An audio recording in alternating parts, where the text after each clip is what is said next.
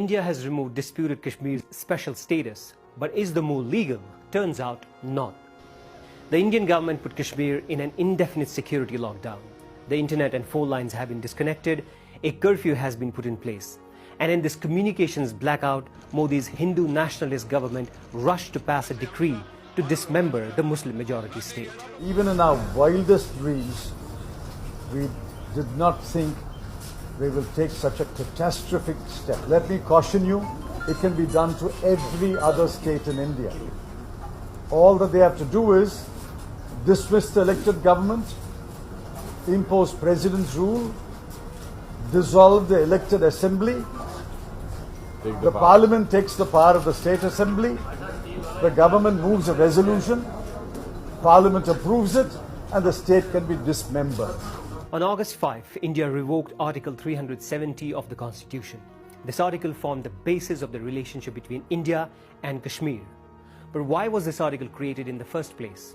To understand this, we had to go back to the partition of British India in 1947, when Kashmir was a princely state. The Hindu ruler of Kashmir decided to join India rather than Pakistan on the condition that the state would be granted a level of autonomy. So Article 370, which was more like a promise, meant Kashmir would stay with India but will have its own autonomy, its own constitution and a separate flag. But the state's foreign affairs, defense and communications will be handled by New Delhi. The article also gave state the right to decide rules on permanent residency and ownership of property in the state. According to the article, people from outside the state of Jammu and Kashmir were prohibited from purchasing property or settling there. Revoking this article means Jammu and Kashmir is no longer a self-governing place. It will not have a separate constitution anymore, its flag is gone, and people from outside the state can now settle and buy property in Kashmir. Modi's Bharatiya Janata Party sees this as a huge win. Since the 1950s, Hindu nationalists have rallied against Article 370, arguing that Hindu-majority India must not bend its constitution for Muslim-majority Kashmir. Revoking the article was also in BJP's 2019 election manifesto.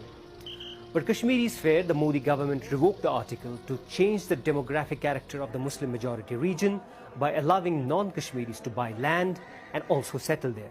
We are following with concern the tense situation in the region. We're also aware of reports of restrictions on the Indian side of Kashmir, and we urge all parties to exercise restraint. The revocation of article has also split the state into two separate territories, which will be federally governed and thus give New Delhi more clout over the region. But according to experts, this move to revoke Article 370 is illegal. India needs consent of the elected assembly of Jammu and Kashmir state before it goes ahead and splits the state or removes the article. Did the Modi government do that? No. There are some who think the government's move may be challenged and end up with the country's top court for a final decision.